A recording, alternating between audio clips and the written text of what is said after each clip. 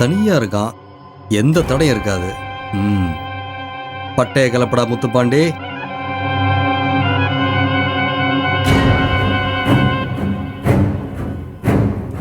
வணக்கம் சார். வணக்கம். நீங்க? முத்துப்பாண்டி, SW. SW-வா சார்? BA MA மாதிரி SW, social worker. Social worker. என்ன சார் அப்படி பாக்குறீங்க? யாருன்னு பாக்குறீங்களா? மாரியம்மாவோட உடன் பிறந்த தம்பி சார். ஓ அப்படியா? நீங்க வரதுக்கு முன்னாடி வரைக்கும் நான் கொஞ்சம் டென்ஷனா தான் இருந்தேன். நீங்க வந்து 2 வார்த்தை பேசினதுக்கு அப்புறம் இருந்த டென்ஷன் எங்க போச்சுன்னே தெரியல. சார், டென்ஷன் எங்கெங்கெல்லாம் இருக்கோ அங்கெல்லாம் முத்துப்பாண்டி ஆஜராயிருவான் சார்.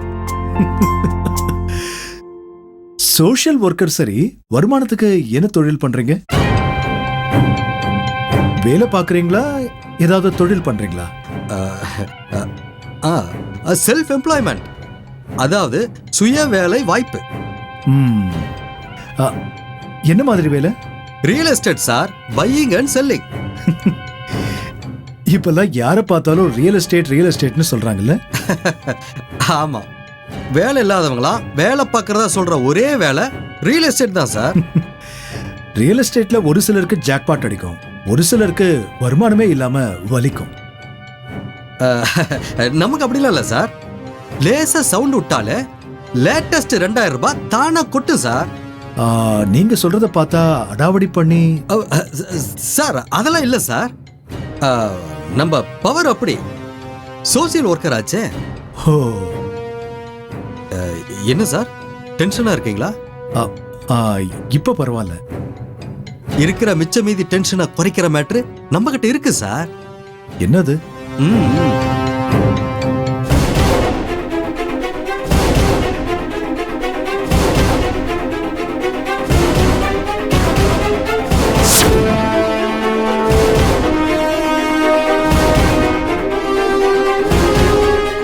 இது என்ன?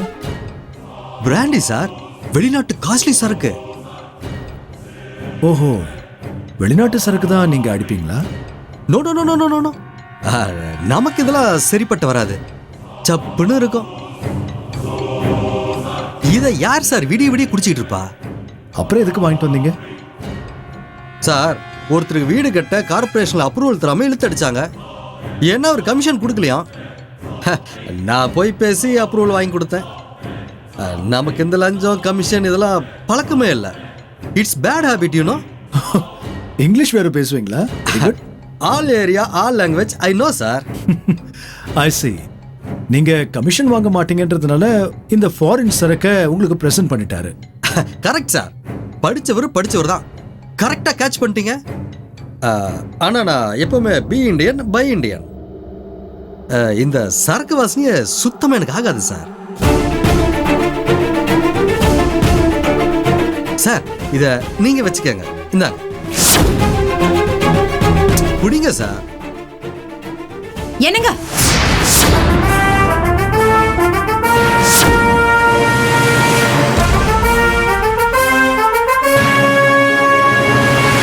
என்னது இது? மேடம், இது சாருக்குன்னு கொடுத்துட்டேன். சாரி, உங்களுக்கு நான் வேற வாங்கி தரேன். அடச்சி, சாயங்காலம் பலாப்பழம் சப்ளை, நைட் ஆனதும் சரக்கு சப்ளையா? ஐயோ மேடம், இது சரக்கு இல்ல மேடம், ஃபாரின் பழரசம். வீட்டுக்கு வந்த முதல் நாளே உங்க யோகியதை என்னன்னு எனக்கு நல்லா புரிஞ்சு போச்சு. இவரை பாக்குறது இதுவே கடைசியா இருக்கட்டும். பவித்ரா, ஏன் இப்படி கோவப்படுற? கோவப்படாம நீங்க முதல்ல கிளம்புங்க. மேடம், கிளம்புங்கன்னு சொல்றேன்ல.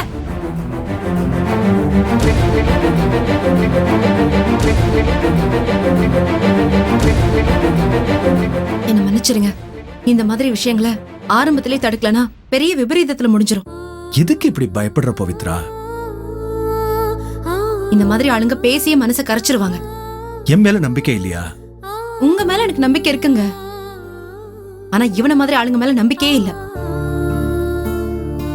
இந்த வீட்ல யார் யாருக்கு என்னென்ன வீக்னஸ்னு மோப்பம் பிடிக்கிறாருன்னு நினைக்கிறேன். இவரை வீட்ல வச்சிருக்கிறதே ஆபத்து. பவித்ரா, உனக்கு பிடிக்கலனா பக்குவமா சொல்லி அவரை அனுப்பிடு. உங்களுக்கு அவனை பிடிச்சிருக்கா? இப்பதானே பேசவே ஆரம்பிச்சிருக்கேன். அவர் நல்லவர் இல்லைங்க.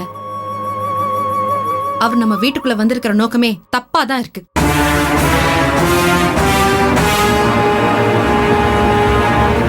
ச்சே. பத்தினி தெய்வம் பாதியில வந்து பல்பு வாங்க வச்சிருச்சே. புது ஐட்டத்தோட பாதையை மாத்தி புதுசா பாலத்தை போட்டு பயணத்தை ஆரம்பிப்போம். முடிவு பண்ணிட்டா முடிக்கிறது தான் இந்த முத்துப்பாண்டோட கெத்து.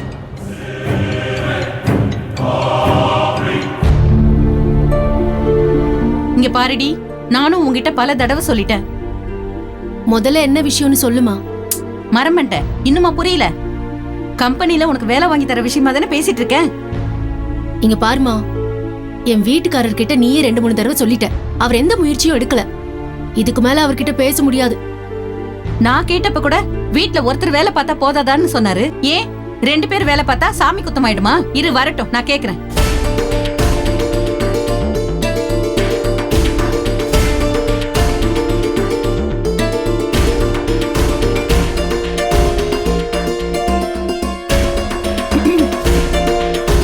கேளு.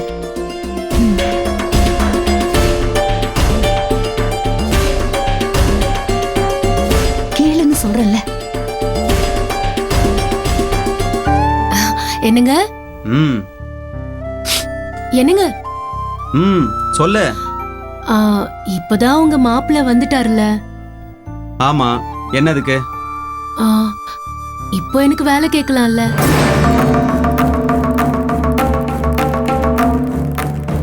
நீயா கேக்குறியா இல்ல உங்க அம்மா தூண்டி விட்டு கேக்குறியா? ஆமா, தூண்டி விட்டு வேடிக்கை பாக்குறது தான் என் பொழப்பு பாருங்க. பேசாம உங்க அம்மாவை எங்கேயாவது வேலைக்கு போக சொல்லு. வீடாவது அமைதியா இருக்கும். இந்த வயசுல எனக்கு யார் வேலை கொடுப்பா? வீட்டு வேலை செய்யறதுக்கு வயசெல்லாம் ஒண்ணும் தேவையில்ல. சுபா, இதுக்கு மேல என்ன அசிங்கப்படுத்தினா நான் இந்த வீட்லயே இருக்க மாட்டேன். வீட்டை விட்டு போயிடுவேன். முதல்ல அதை செய்யுங்க.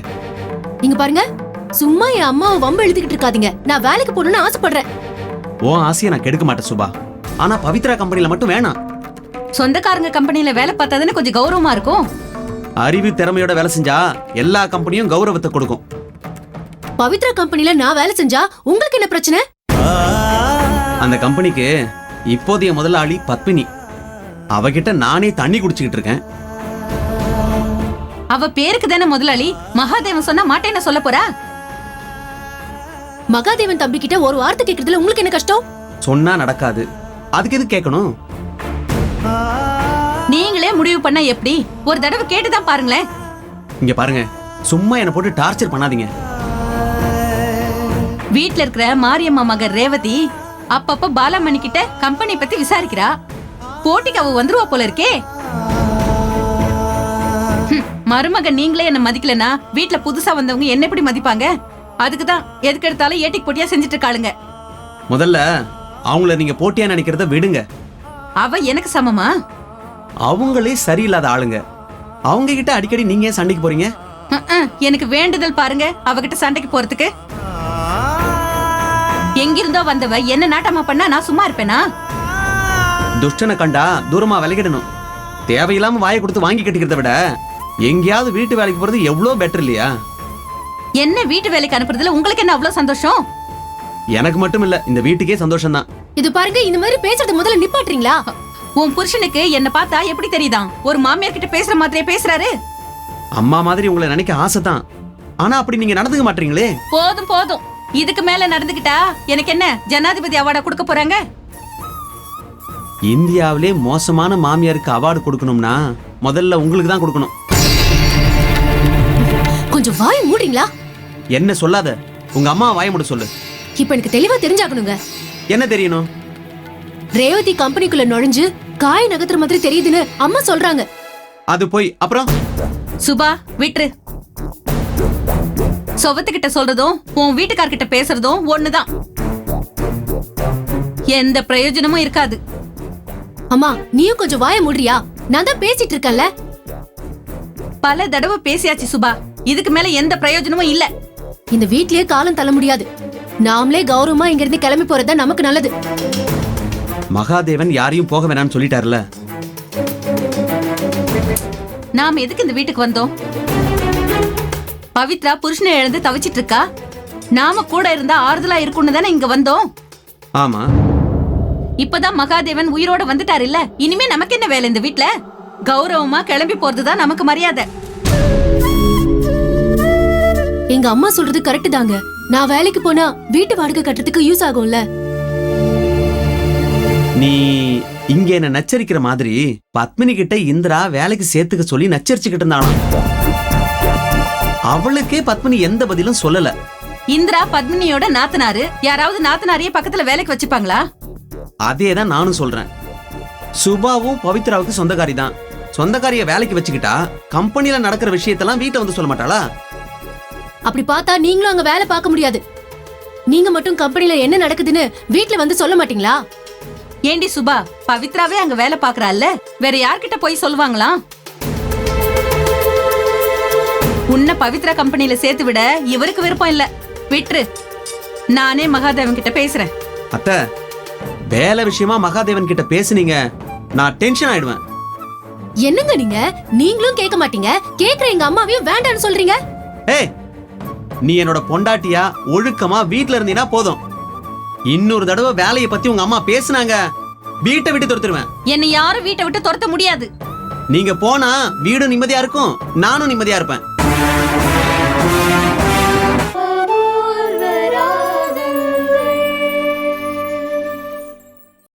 ஏய், நீ என்னோட பொண்டாட்டியா ஒழுக்கமா வீட்ல இருந்தீனா போதும்.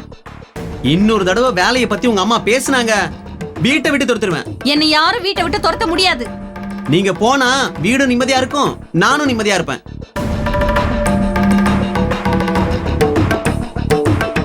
பாத்தியா பாத்தியா எப்படி பேசிட்டு போறாருன்னு? அம்மா, நீ அவர் பேசுறதெல்லாம் பெருசா எடுத்துக்காத. இவ்ளோ பேசினாரே, நீ ஒரு வார்த்தை அவரை கண்டிச்சு பேசுனியா? அம்மா, அவர் புத்தி தெரிஞ்சதானமா? முதல்ல நம்ம இங்கிருந்து கிளம்பலாம்.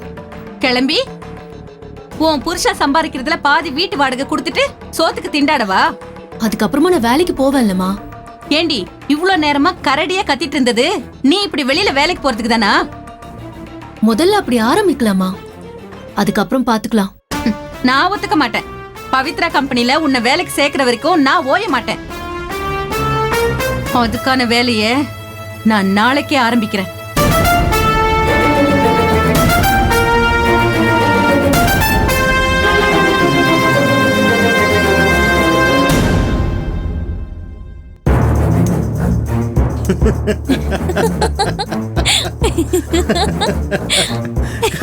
காமெடி பண்ணிட்டு இருக்கியா நீ? என்னம்மா பாக்குற? உன் மருமகளோட சிரிப்பு தான். அவ புருஷனோட சந்தோஷமா இருக்கா. நாமெல்லாம் இருக்கிறப்ப ஒண்ணும் தெரியாத பாப்பா மாதிரி இருக்கா. நாமெல்லாம் இல்லன்னா சிரிப்பு சத்தம் 8 ஊருக்கு கேக்குதே. அதுக்கு உனக்கேண்டி வயிறு எரியுது? நீயும் உன் புருஷனோட சந்தோஷமா இருக்க வேண்டியதானே? யாரு வேணாண்ணா?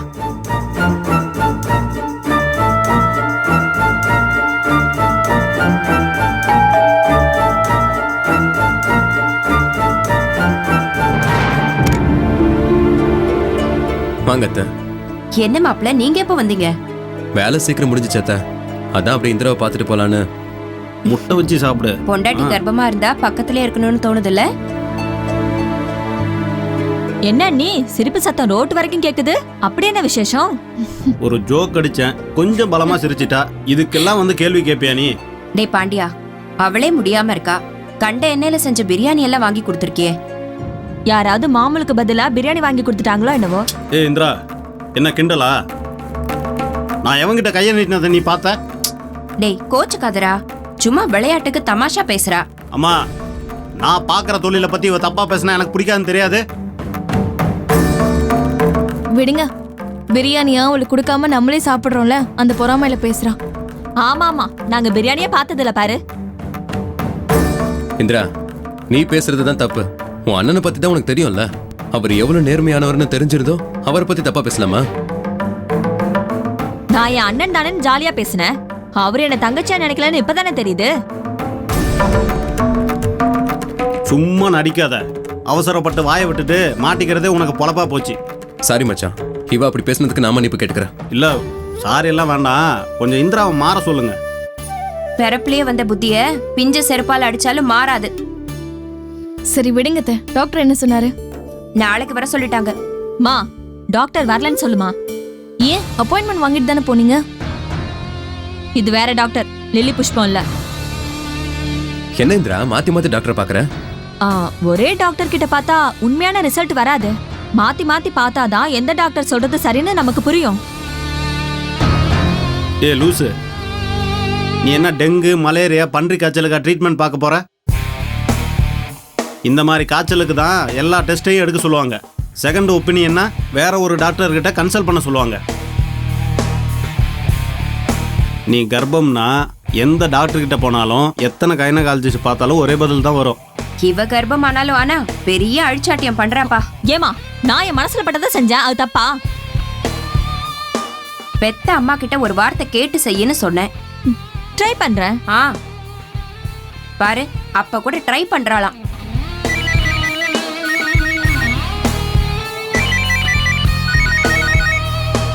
ஹலோ, ஆமாம் நான் இன்ஸ்பெக்டர் பாண்டியன் தான் பேசுகிறேன்.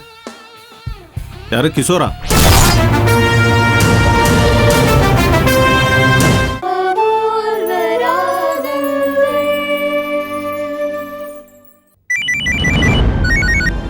ஹலோ,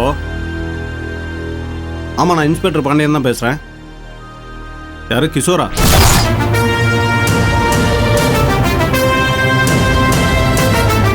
சரி ஓகே நான் பார்க்குறேன்.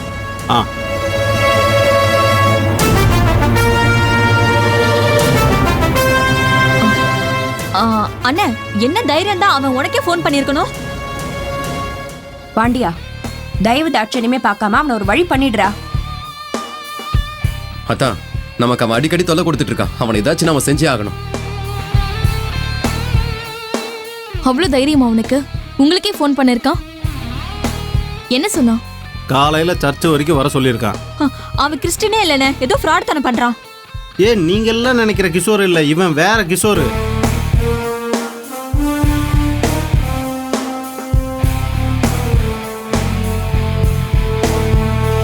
கேஸ் விஷயமா ஒரு தகவல் கிடைச்சிருக்கு. அவ்வளவுதானா? சரி சீக்கிரம் சாப்பிட்டுட்டு போய் படுங்க. இந்திரா மேல வா, உனக்காக ஸ்பெஷலா ஒன்று வாங்கி வச்சிருக்கேன். சரி நீ பொறுமையா சாப்பிட்டு வா. என்னாச்சுங்க? போதும் போதும்.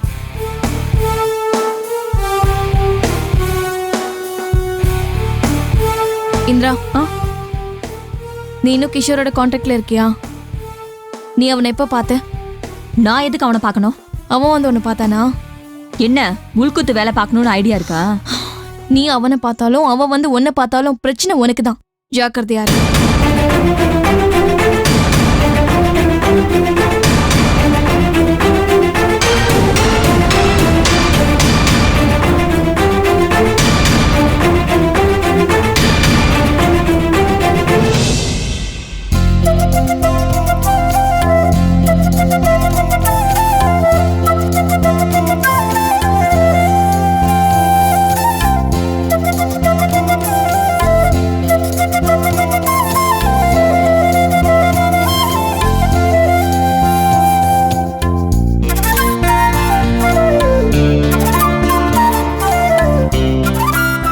ரிப்போர்ட்ல குழந்தை ஆரோக்கியமா இருக்கு டாக்டர். என்ன குழந்தைன்னு?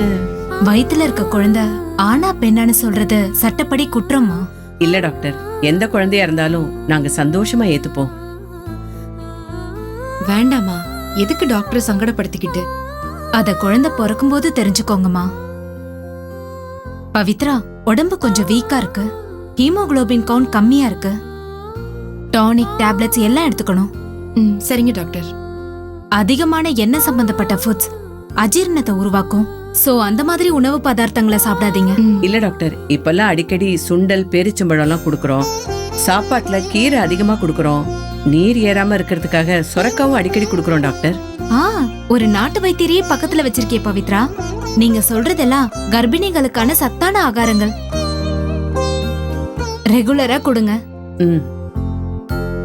என் உடம்புல கொஞ்சமாவது எனர்ஜி இருக்குன்னா அதுக்கு காரணம் என்ன பெத்தெடுக்காத இந்த அம்மா தான். ரொம்ப சந்தோஷம். ஒரு மாசம் கழிச்சு சின்ன சின்ன எக்ஸசைஸ்லாம் பண்ணணும். அது சுகப்பிரசவத்துக்கு ஈஸியா இருக்கும். Okay doctor.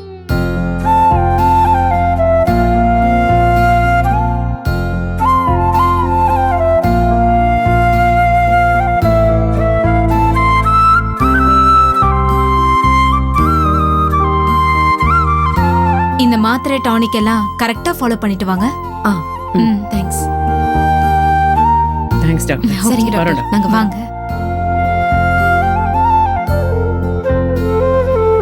பவித்ரா, டாக்டர் எழுதி கொடுத்த மெடிசின்ஸ் எல்லாம் இங்க இருக்கிற ஃபார்மசிலே வாங்கிடலாமா? சரி சரி, நீ உட்காந்துக்கோ, நான் போய் வாங்கிட்டு வரேன். சரிம்மா.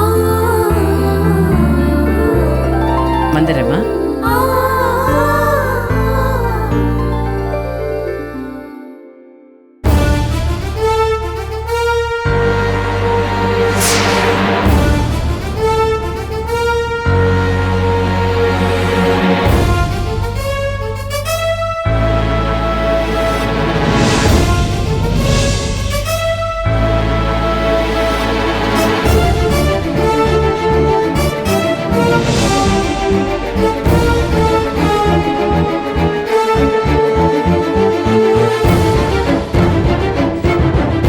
ஸ்வேதா நில்லு.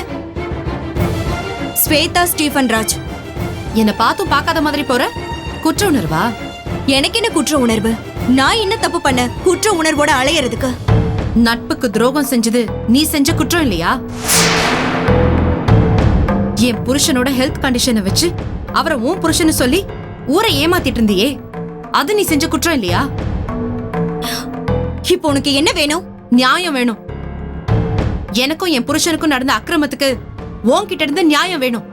உனக்கு நியாயம் வேணும்னா உன்கிட்ட இருக்கிற ஏன் புருஷனை திருப்பி கொடு. ஏய், திரும்ப திரும்ப உன் புருஷனை சொன்ன நாக்க அறுத்துருவேன். இது ஹாஸ்பிட்டல், சும்மா கத்தி கூச்சல் போட வேணாம். இது ஹாஸ்பிட்டல்ன்றதுனாலதான் உன்னை சும்மா விடுறேன்.